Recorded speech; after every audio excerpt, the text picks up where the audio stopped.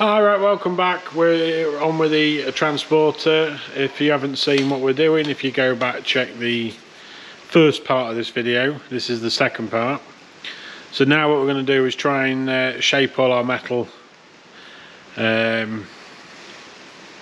basically try and fix it all. So let's have a look. Remind ourselves.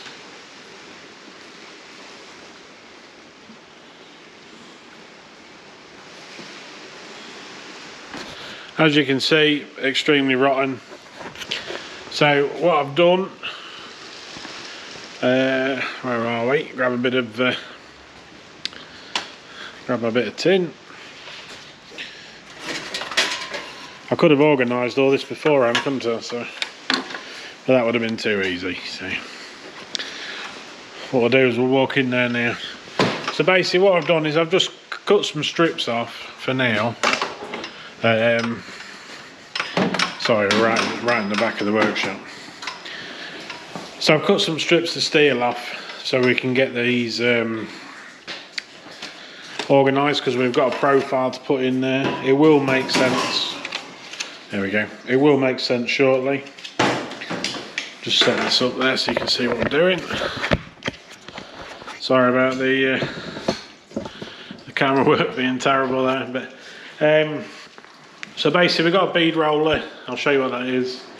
So we're going to roll the swage lining that we want. Now what I've done, just so I make sure I get the right one, I've just used a bit of scrap. So you can see this side was really deep, which that first bit doesn't actually look too bad, but the second just ended up being too deep. I don't know if it's coming across properly on camera or not. So I've swapped the dies out and we've gone for a slightly shallower, but that carries on all the way down. Hopefully you can see that. Yes, that was on purpose. I was coming back out. But basically I was checking the depth, you see. So if we tighten it down too much, it'll be even deeper. If we don't tighten it down enough, it'll just be super shallow, complete waste of time. So we need kind of in the middle, which is why I personally like to have a quick practice first, make sure we got the right ones in. So for those of you that haven't used the bead roller, let me take you back off. Just one of these. Got different dies on it. If you are interested in that, learning anything about that, I can do another video on that. Just let me know in the comments. So some people, I call it a bead roller, some people call it a jenny reel. There's various names for them. This one's a hand operated one, just a cheapie. In an ideal world you'd have a powered one, but we used to be doing quite a lot of metal work. Now it's sort of calmed down a bit, and I thought, well, we need one, but we're not using it like what we used to, because there's a lot of panels available nowadays. So we don't, like a while ago I was using it a lot, if that makes sense. Now we don't really use it that much. So I just when we moved here, we just bought this one. It's fine for what we need. If we end up doing more metal work again, then I will probably get electric on, because it's a lot nicer, because you can set the speed, and then all you've got to do is concentrate on making sure your line stays straight, which is the hard bit when you're doing these, because it just wants to go all over the place. You've got to try and really follow your line. So basically I'm just going to show you, and then you'll have a rough idea of what we're doing here. So I'll set this camera up properly and we'll get back to you.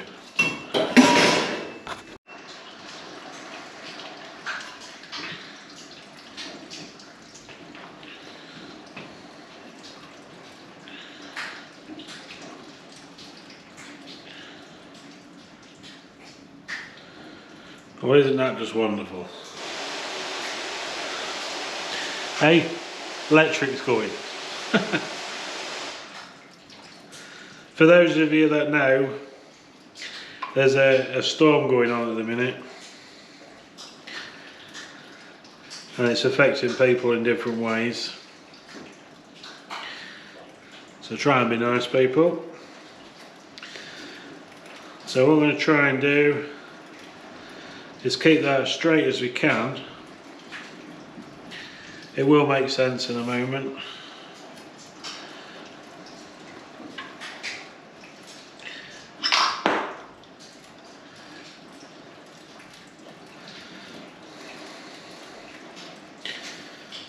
We've also been sorting a lot of stuff out in this workshop. So stuff is everywhere at the moment. Hence it's not bolted down, because that does help. Stops it wobbling everywhere. I'm stood on it at the moment, so not too bad.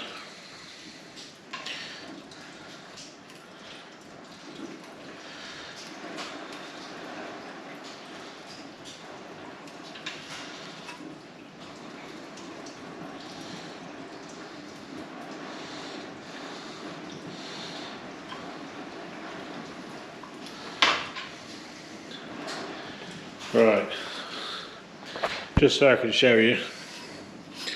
So that's basically, can you see the profile? Hopefully that will make sense. If you can see that properly. Hopefully you can see that properly anyway. So basically what I'm going to do, that was just to show you. So what I'm going to do now is get because I need some thicker steel anyway, this was just to show you that. Mark it up properly. I'm going to put a nice straight line on it, then hopefully it'll be easy for me to follow. I've got nobody here to give me an hand today, so I'm going to have to try and do this one-handed, so it's a bit of a pain anyway. But we'll, yeah, we'll come back to that in a minute. Right, just to save from boring you even more. So what I've done is I've done 2 lengths for now. So you'll see there's that one, it says anyway, and that one, so this is 2. So what I'll do now is we'll go and offer them up to the van and see where we are. Apologies if this video is a bit all over the place. We keep getting power cuts and stuff at the minute. There's a storm on the way at the minute. Storm here at the moment, so a bit annoying, but can't do it about it. So basically, as I've already said, we've put this profile in there. Hopefully you can see. It's very similar to what's what was on the van originally. So what we're going to try and do is basically put, in a nutshell, if that makes sense. So basically we're going to put that piece, we're going to chop that one out and put that piece in, which has got the recess already in it now, you see. So then that'll carry that back over, and then the one at the bottom is pretty much the same, runs the opposite way, and then that'll run along the bottom. Now there is numerous ways I can do this. So I could have cut one big sheet out,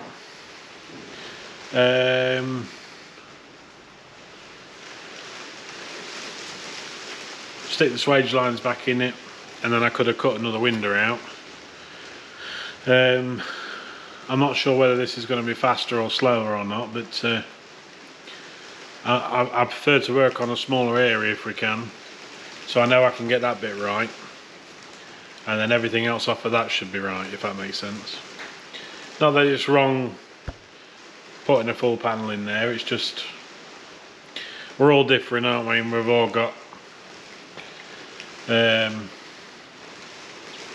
different way of doing things, isn't there? So I figure I'm going to do that, so then I know the top bit's 100% where it should be.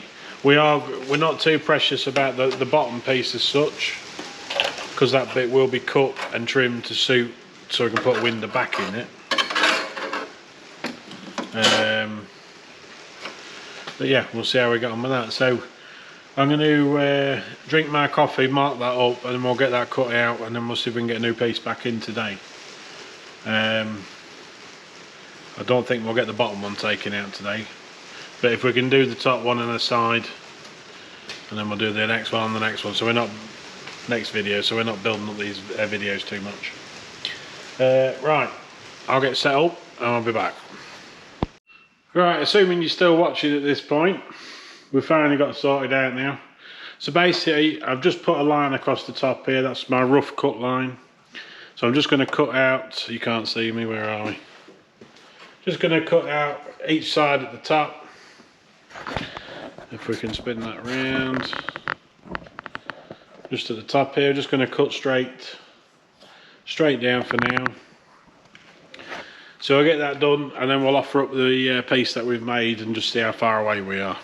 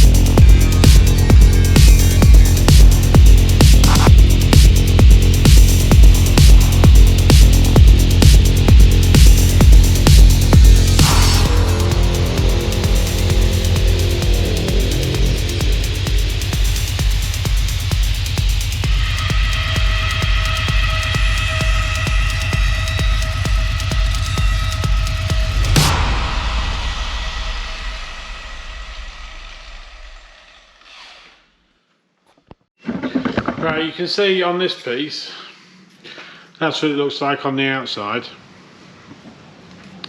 That's what it looks like on the inside. This is the biggest problem with rust.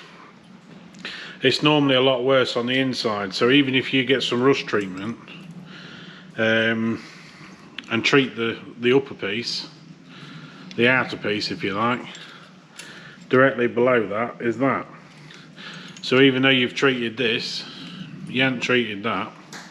That's why, well, most people that are doing it properly anyway will cut the whole lot out. It's better to cut it all out and have all brand new fresh stuff in, and then you can treat everything properly from that point then. Because otherwise you're just wasting your time. When you get people, they'll try and fix a wing or a rear quarter. Most of the issue on the front wing, by the time it's got to the outside where you actually see it, it's 2 or 3 times as bad on the inside, which is where it's come from. So even if you do the outside, you're only postponing the inevitable. It needs a new wing or some new bits putting in it depending on the vehicle. So now I can't remember where I put my piece. There we go. Right, enough of that. So basically what we've got now is that's our new top piece. Sorry about this camera there, hopefully you can see. That's it missing. That's our new top piece. So what I'm going to do is just trim that to suit. I can go back a little bit actually. Oh, there we go. Right, so that'll be somewhere there. So I'm just going to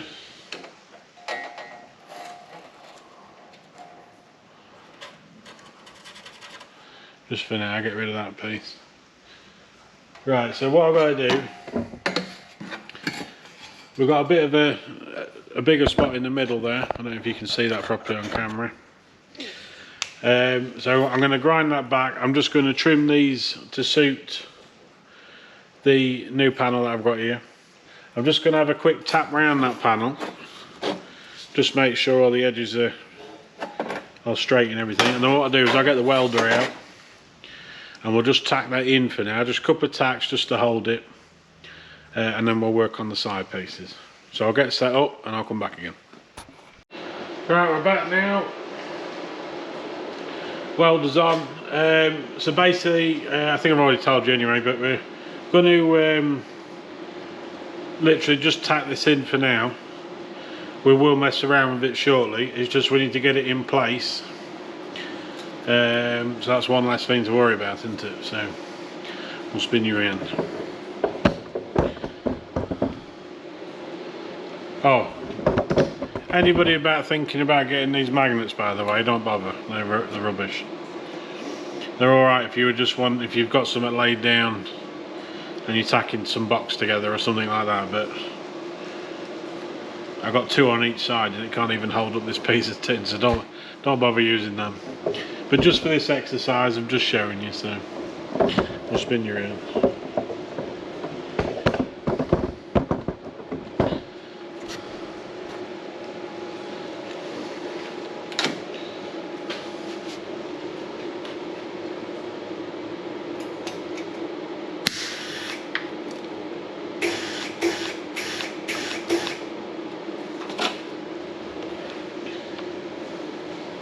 Well, isn't that just typical?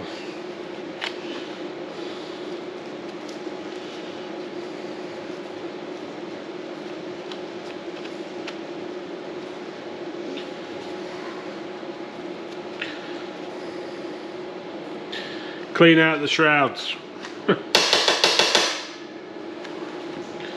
There we go.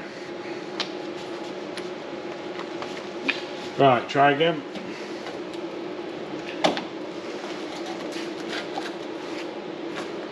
So what I'm trying to do is get the metal level with the old piece.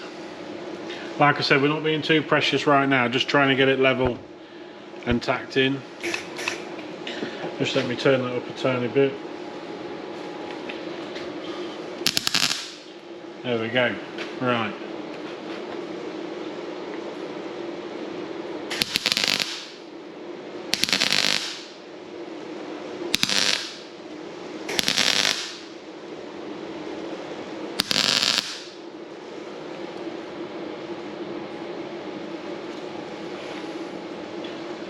Okay, so you can see there, that's going to hold in place now, so we don't really have to worry about them. Not that we did anyway, because they're rubbish.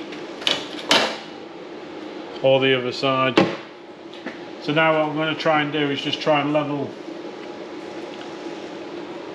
this up as I go along. It'll make sense. The neater I get this, assuming that's still recording, the neater I get this now, the better it'll be for me down the road. So we'll just mess around with it a little bit and then we'll get it on.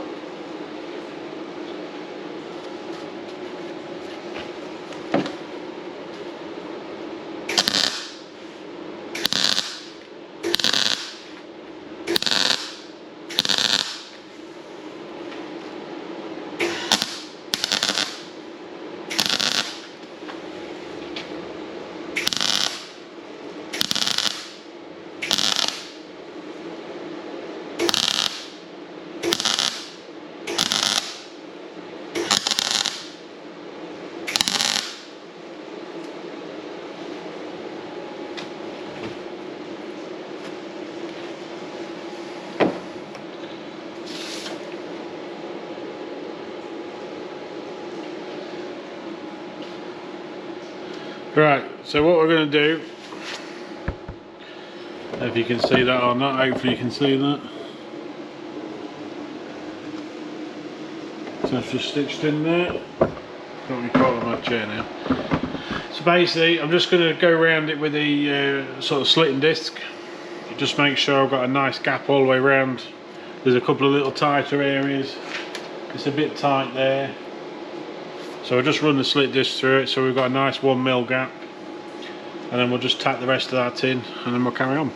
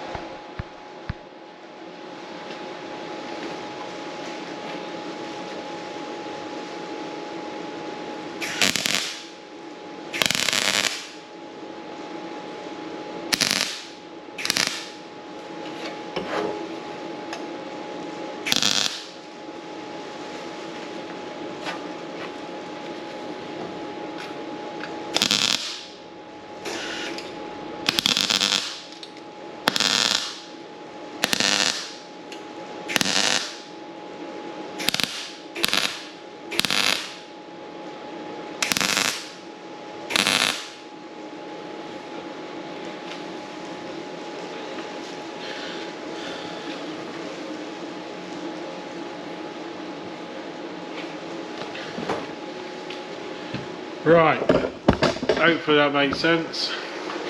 Take them off. So, I forget what I've said on there already.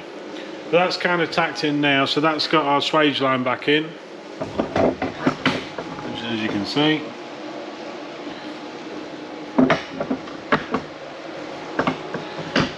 I need a cameraman.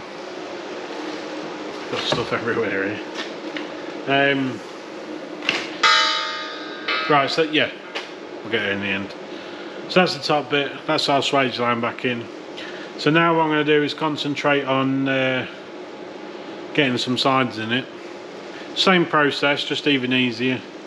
So what I'll do is I'll probably get some sides in it, and then we'll come back and show you what we're doing. This bottom piece is going to be a bit more involved, shall we say. I need to speak to the customer, see what I can, I'll see what they want me to do really, more than anything. Like I said in the, that screen keeps going blank, there we go. Like I said in previous video, we are on quite a tight budget, so we need to make sure we can get this done and the window back in, and then even if we have to visit other stuff further down the line, we just need to make sure we can at least get this window in and sealed back up properly so he hasn't got a problem in having water ingress. So I'll get some sides cut and we'll come back. Right, I do apologise, I forgot to I just got carried away. I think you've seen me put the top piece in, but we've just put some side pieces in. I've bent up the bottom piece, I'll show you that in a minute. Just going to get a couple of tacks in place just so we know where it is. So we'll do that and we'll show you where we are.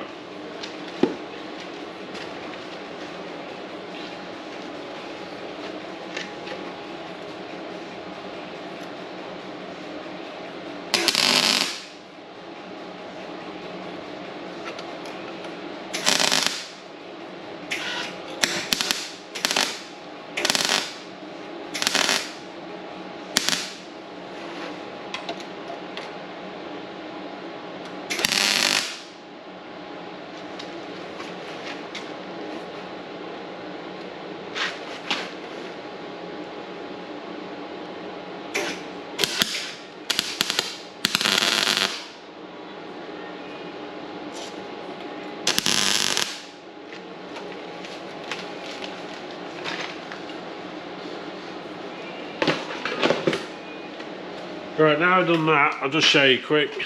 Take you off there. He says anyway. Right. Is it on? There we go. So yeah, you'll see I just joined them on here. Got that swage line running all the way across the top because that's where it had one. Just pop that in. We'll just bend this over at the bottom here. So that's, you see that tucks in that way. There's a bend chamfered that way. So basically, right, try again, try and take my gloves back off. So I've just tacked it in place on the main areas, purely because we're going to chop the middle out of it now.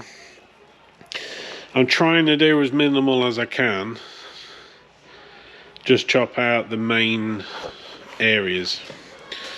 I might have already said there's a few different ways we could have done this.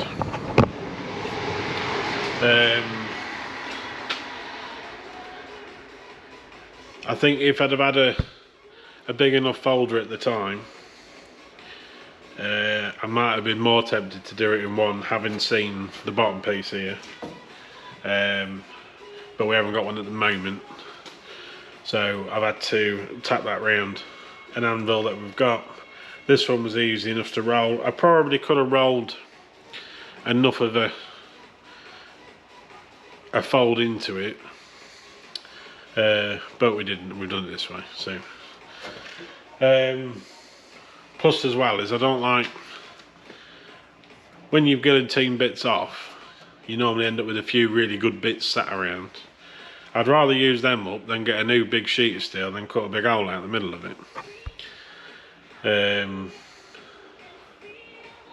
you could argue it's a bit more work or a bit less work, but less wastage, shall we say. Right, so in the middle here, let me take you back up.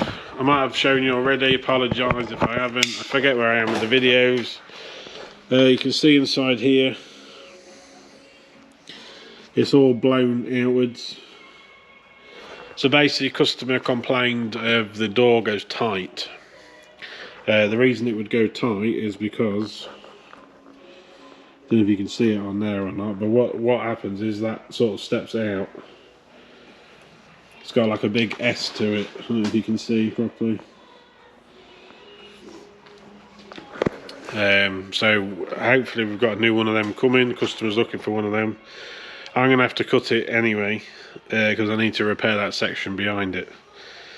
So we'll do that next. That's why I haven't welded anything in the middle.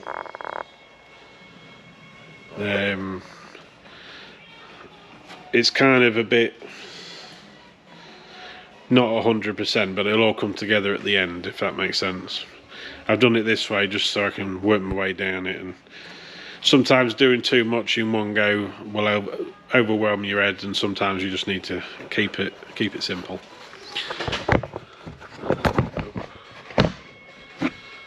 So 1 second.